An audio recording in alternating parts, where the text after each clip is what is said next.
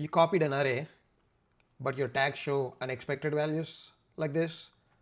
I'm copying my sensor data, which has 20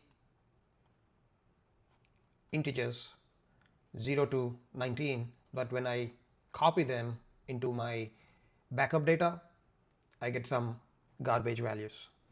Here is the hidden danger in using copy instruction that programmers often miss.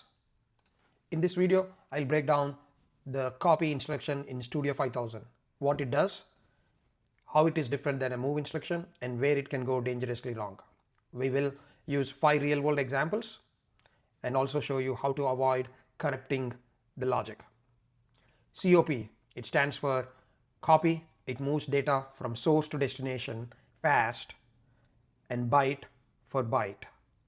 Unlike a move, it does not check or convert the data types. That speed comes at a cost. If your source and destination don't match exactly, the result could silently corrupt the memory. We will show this using an example.